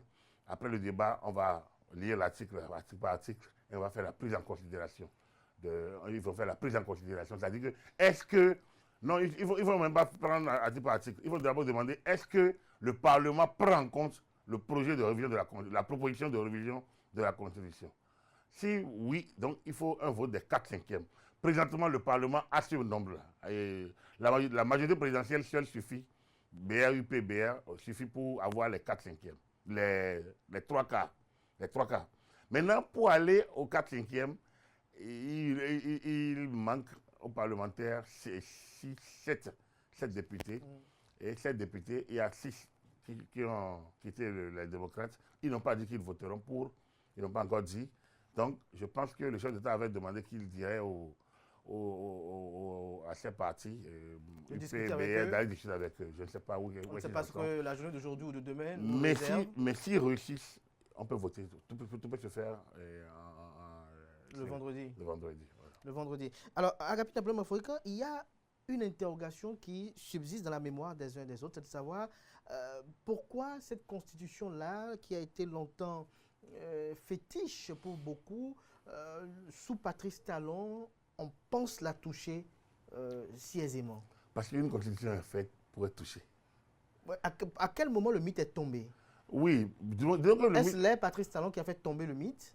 Donc le mythe est tombé parce qu'il y a une volonté claire de réviser et pas de réviser de manière opportuniste. N'oubliez pas que Patrice Talon avait son projet de société où en 2017 déjà il a soumis le projet au vote. Mais il a été rejeté. C'est-à-dire que le projet n'a même pas été pris en compte. Ça n'a même pas été pris en compte. Donc du coup, il s'est dit je ne continue pas. Alors que ça aurait pu nous donner l'orientation de son mandat parce que ça a été la mise en œuvre de son projet de société. Alors, il a continué et cette fois-là, vous allez comprendre qu'en 2019, ce n'est pas lui, c'est les parlementaires eux-mêmes. Après le dialogue politique, il était évident que pour avancer, pour aller aux élections générales, il nous faudrait changer le mécanisme. Parce que quel est le problème? Nous allons aux élections. On a dit que toutes les élections doivent se faire les mêmes années. Donc, pour ce faire, en cas de vacance du président de la République, comment on va gérer la dévolution du pouvoir? Donc, il faut créer un poste de vice-président pour permettre que le vice-président prenne le relais en cas de vacance de poste par démission, par décès, par abandon, enfin, par invalidité ou autre. Donc, on a créé le poste de vice-président, il faut aller devant, il faut réviser la Constitution. Et il y a eu une proposition de loi en 2019 qui a abouti. Et on a profité pour régler la question des élections générales, des parrainages et autres. Donc, en 2025, le bis repetita, c'est encore les députés de la majorité présidentielle. Il est évident qu'ils n'ont pas fait ça sans l'avis du chef de l'État. Mais c'est eux qui l'ont fait. Donc, c'est la représentation nationale parce qu'il y a séparation de pouvoir. On a beau être des députés de la majorité présidentielle, on est député, on n'est pas gouvernement. La preuve, Oden n'est pas ministre. Il a beau être président de la commission des lois, il n'est pas ministre. Et le ministre n'est pas député. Il a beau avoir été député. Mais donc, chacun dans son rôle, même si on concourt au même idéal, c'est les députés qui ont déposé la proposition de loi. Donc, ils vont se battre pour qu'il en soit ainsi. Ils en ont le droit, comme je l'ai dit. Le peuple est là. C'est au nom du peuple qu'ils le font. Comme le juge au nom du peuple. Tout à l'heure, je parle au nom du peuple. Vous avez évoqué, vous avez parlé de révision opportuniste. Certains pensent que l'actuelle révision est opportuniste parce qu'on pense qu'il y a une volonté politique cachée derrière. Celle de rogner un peu les pouvoirs de la Cour constitutionnelle et celle du président de la République pour constituer le Sénat. Il y a toujours une volonté politique derrière un acte politique. Et derrière un acte de législation, il y a toujours une volonté politique. Rien n'est innocent. Rien n'est innocent. Une loi répond à une volonté de mettre en œuvre une politique, une vision de l'instant. Quand vous quittez, aux États-Unis, quand Obama était là, il a fait un grand projet de santé, Obamacare, ils avaient appelé ça. C'est un projet social. Pour les États-Unis, c'est particulier. Mais quand Trump est arrivé, il a dit que lui va détricoter, il va annuler Obamacare parce qu'il ne se retrouve pas dedans. La preuve, depuis que Trump est au pouvoir aujourd'hui, vous avez vu les mesures qu'il prend. Donc, les lois, c'est une volonté. Et on a demandé à Jefferson, c'est quoi la meilleure constitution? Et sa réponse est pour quel peuple et à quelle période. Donc, vous comprenez que ce qui est bon aujourd'hui peut ne pas être bon demain. Et donc, les gouvernants sont là pour légiférer. Qui va vous dire, il y a 50 ans, qu'on va voter un truc pour mariage pour tous, où des hommes vont s'allier et créer une famille, où des femmes vont s'allier créer une famille. Ils peuvent même adopter d'enfants. Ils peuvent même faire la germination par voie artificielle. Si on vous le dit il y a 30 ans, on a dit mais c'est hérésie. C'est pas possible. Et pourtant, il y avait les prémices bien avant. Mais aujourd'hui, on a légiféré en France là-dessus et beaucoup d'États. Donc c'est pour vous dire que c'est pas possible au départ. Et c'est toujours avec la Constitution de 58. Avec la Constitution française de 58, on a eu la cohabitation en 86. On a eu la cohabitation en 93. Et en 86, on a eu la cohabitation en 88. C'est ça, hein? Oui. François Mitterrand, non. Oui, 86, 93, si je ne me trompe, et 97 avec Jacques Chirac. Oui, c'est des choses qui Charles de Gaulle n'aurait jamais pensé à ça, et peut-être avec la même constitution. Donc, notre constitution a prévu les mécanismes. Et lorsque les mécanismes sont respectés, il n'y a pas d'opportunisme. C'est quoi les mécanismes? C'est-à-dire, il y a une volonté claire. Ici, on a dit, on veut créer une chambre haute. avec les anciens présidents de la République, qui ont vu, qui ont été élus, qui ont géré les affaires suprêmes de l'État, qui ont représenté le Bénin à l'international, on veut les mettre pour qu'ils soient utiles, au lieu qu'ils soient chacun à son côté et combattre même celui qui est là, on les met ensemble, on les oblige à rester ensemble et à travailler. On met les anciens présidents de l'Assemblée nationale avec eux. Les anciens présidents de l'Assemblée ont géré les moments pathétiques des votes des lois, des votes de budget, de contrôle de l'action gouvernementale. Maintenant, on ajoute d'autres composantes. Il peut y avoir des polémiques sur... Mais c'est ceux qui ont initié la loi qui savent pourquoi ils ont mis. Tout le monde peut dire tout ce qu'il veut. C'est à eux de voir est-ce que c'est bon, est-ce que c'est mauvais, est-ce qu'on change, est-ce qu'on ne change pas. Et ils font. Après, si demain ça ne va pas, on change encore. Rien n'oblige à... Donc, le mythe constitution, c'est parce que les gens pensaient que les gens, il y avait des volontés de réviser la constitution pour se maintenir au pouvoir. Aujourd'hui, le mythe est tombé parce qu'une constitution qui n'est pas touchée, c'est quand même grave. Ce n'est pas un texte, ce n'est pas immuable. Ce n'est pas la Sainte Bible. Et encore que la Sainte Bible, il faut dire, c'est des choix qui nous ont fait voir les livres que nous avons aujourd'hui. Sinon, il y en a d'autres. Donc, rien n'est taillé dans du marbre. Avec le temps, on essaye de dépoussiérer les pratiques. Ce que bâtit aujourd'hui la majorité présidentielle autour de Patrice Talon, c'est le Bénin de demain. C'est de dépoussiérer certaines pratiques, c'est de moraliser la vie publique, c'est de refonder la République avec les mêmes textes de la République. Donc c'est un peu ça. Alors, Agapi Nabla Mafoïkan, lorsque le peuple élit ses représentants à travers les députés, le président de la République, qui le défend après? Mais c'est les mêmes. Lorsque le peuple, c'est-à-dire les populations, si on doit le dire ainsi, ont élu des députés, ont élu un président de la République et qui parfois s'écartent des engagements pris lors de la campagne électorale, comment le peuple, lui, se manifeste? Parce qu'on entend, tout le monde parle du peuple, et ça crée une confusion en réalité. D'abord, notre constitution a bien dit qu'aucune composante de la nation ne peut se revendiquer du peuple. La souveraineté appartient au peuple. Et le peuple l'exerce lors des référendums ou à travers ses représentants élus. Mais en dehors de ça, qu'aucune composante, quelle qu'elle soit, ne peut se revendiquer du peuple. Donc, ce qui dit ça, c'est constitutionnalisé. C'est dans la Constitution. Donc, ceux qui le disent, ceux qui disent que le peuple parle au nom du peuple, je vois des gens qui n'ont jamais eu un suffrage, ils parlent au nom du peuple, c'est de l'usurpation. Ils font de l'usurpation de fonction. C'est pas ils n'ont pas vocation à parler au nom du peuple. Ils ont vocation à parler en leur nom. Parce que l'article 23 de la Constitution nous donne cette liberté de nous exprimer, liberté d'expression. Donc, le peuple, c'est déjà ça. C'est-à-dire que chaque composante de la communauté bénin est libre d'aller, de venir, de dire, d'entendre, tant qu'il n'enfreint pas les lois de la République. Donc, c'est déjà ça. Maintenant, lorsque vous prenez le pouvoir, président de la République, député, maire, élus communaux, et vous ne respectez plus les engagements que vous avez pris devant le peuple, qui défend le peuple? C'est pour ça que le mandat est remis en jeu à échéance régulière. La remise en jeu du mandat permet au peuple de s'exprimer à nouveau. Vous voyez, donc en remettant le mandat en jeu, le président Soglo a été élu en mars 91. Il remet son mandat en jeu en mars 96, il est battu. Ça veut dire que le peuple souverain n'a pas aimé sa gouvernance. Et on sait comment ça a fonctionné. Le président Yahi a été élu en 2006. Il revient en 2011 et il n'est même pas allé au second tour. Il a gagné dès le premier tour.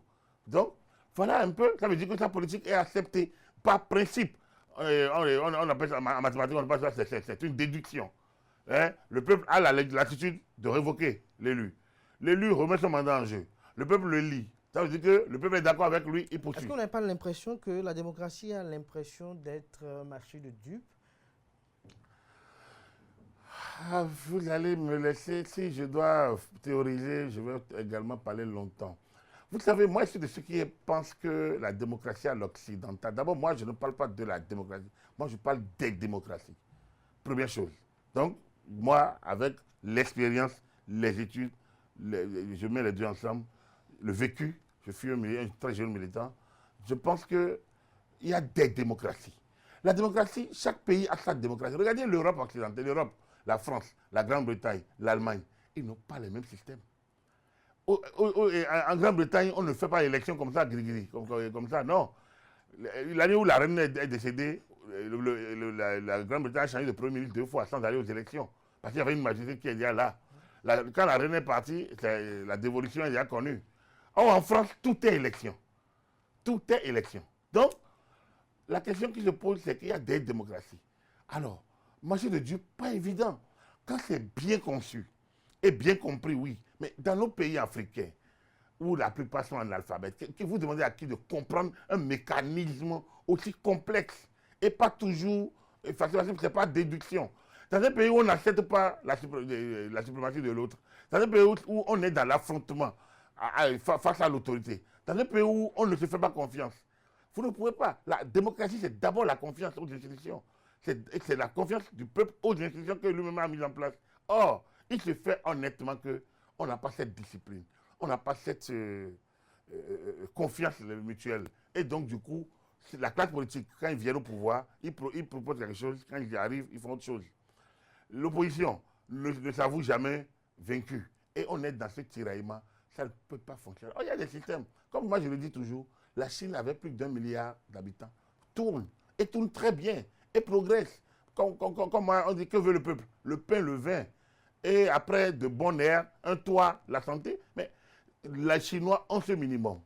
Alors, il y a l'autre système qui dit non, on peut bavarder du matin au soir parce que c'est notre liberté. Mais quand vous avez fini de bavarder et vous entrez chez vous, vous allez faire quoi?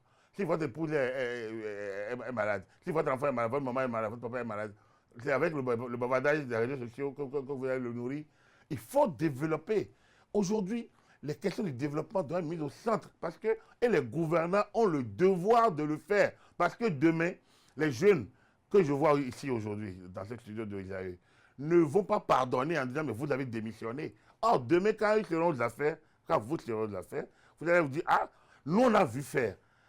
Notre pays était à tel niveau, les aînés ont mis ça. Nous-mêmes, on a le devoir. Et nous avons béni à la FIA 2060 un monde de splendeur. Ça doit vous dire quoi? Que c'est chacun de nous. Nous, on va poursuivre à un niveau donné. Vous allez continuer. Et donc, ce n'est pas un marché de dupes lorsque chacun reste à sa place. Le seul problème, c'est que, hélas, par volonté de se positionner, par manque de respect aux institutions, par défi à l'autorité, beaucoup ne restent pas à leur place. Chacun veut prendre la place de l'autre. Ensuite, il y a l'écoute. On ne s'écoute pas. On ne s'écoute pas. Vous avez beau débattre avec la personne pendant 2 heures, on quitte les studios, chacun garde encore intact ce qu'il a dans sa tête. Or, la démocratie se nourrit des échanges. Je vous donne un petit exemple. Vous savez, j'ai écouté le Parti des démocrates après que leur dossier n'a pas été validé par la Sénat. Alors, qu'est-ce qu'ils ont dit? Ils disent qu'ils ne reconnaissent pas trop, il me semble, et qu'ils demandent qu'il y ait audit. Il y a audit des autres listes qui ont été retenues. Oui. Alors, rien que ça répond à quoi? Ça répond à rien. La loi est là, ce n'est pas possible qu'il y ait audit. Maintenant, pourquoi eux, ils pensent que pour la Sénat, ils ont le devoir. Ils n'ont pas dit que ce que la Sénat dit est faux. La preuve, la Sénat était claire à donner le nombre de séquences. Mais au lieu de dire, nous prenons acte, nous allons corriger comme le a fait Moël, dit non, on demande l'audit, donc on dévie le débat et on montre qu'on est victime. Non, il faut accepter. C'est un contrat. Et dans un contrat, on doit se faire confiance mutuellement, sinon le contrat ne tient plus. Merci à vous, Agapit Napoléon Mafoïkan. Des questions pour conclure. Donc les regards sont tournés vers vendredi prochain au niveau du Parlement. Mais en attendant, on ne sait pas si l'Union progressiste le renouveau, le Bloc républicain, pourrait accueillir les 6 députés démissionnaires des démocrates. Alors, je pense que s'ils sont demandeurs, le chef d'État était clair. Le chef d'État était clair. Il est le chef de la majorité. Donc, s'ils demandent, ils le feront. Il n'y a pas de raison qu'ils ne le fassent pas. Et ils seront positionnés royalement? Je ne suis pas dans les officines, vous savez. Non, moi, j'interroge l'analyse politique. Je ne suis pas dans les officines, mais ouais, ces questions posent. Ils sont des personnalités. Parce que, pour dire, en politique, tout coup est permis. Hein, en politique. Donc, du coup, ces 6 ont contribué à mettre en difficulté l'adversaire du moment, l'adversaire politique. Donc, en contrepartie, normalement, on doit les caser. Je dis en contrepartie, pour être trivial. Hein, pour être trivial, c'est un peu ça en politique. Après, il y a quand même des gens qui étaient dans la maison avant eux. Il y a des gens qui sont là. Et il reste le 7e démocrate qu'on veut connaître. Je pense que... Ça va pas tarder. Ça ne devrait... Cette révision doit pouvoir fonctionner. Moi, je ne vois pas pourquoi ça échouerait. Parce que c'est une bonne révision. Ouais, passer les moments de surprise, où le projet est sorti un peu de manière brutale. Donc, après le recul, vous vous rendez quand même compte que, oui, et quand on a écouté le procès Théodore, vous vous rendez quand même compte que oui, les anciens présidents, c'est bon, et autour d'eux, même le président Yahi qui parle, il va finir par siéger. Il dit non, il va finir par siéger. Vous allez voir quand le président Talon va quitter le pouvoir, et quand il aura eu un apaisement, parce que je pense que l'autre est prêtre sans souffle-douleur, donc il aura un apaisement de cœur. Peut-être que les deux vont se croiser à Paris, un petit échange de café ou d'un thé, ou peut-être d'un verre de champagne. Peut-être que ça leur permettra de revenir à de bons sentiments à Bouniaï. Donc, pour moi, je pense que le 7e doit pouvoir, et au-delà même du 7e, moi, j'invite les députés du Parti des démocrates à voter. En tout cas, il ne faut pas vendre la peau de l'ours avant de l'avoir tué. Non, je les invite à voter. Pas dit. Mais non, un échec n'aurait pas été les partis de la majorité présidentielle n'auraient pas été. S'ils engagent ce vote pour échouer, je ne pense pas qu'il soit. Je trouve que c'est de l'aventure, c'est de la maturité. On nous parle aussi d'un G13 au sein de la mouvance. On attend de voir ce que les prochaines heures vont nous donner. Merci à vous, Agapit Napoléon Mafoïkan, pour ces analyses de ce jour. C'est sur ces analyses du consultant média communication, chroniqueur politique, administrateur média Agapit Napoléon Mafoïkan que prend fin Freematin ce matin. Merci pour l'attention. On se donne rendez-vous demain avec le même plaisir, par la grâce et la volonté divine, sans occulter celle des hommes.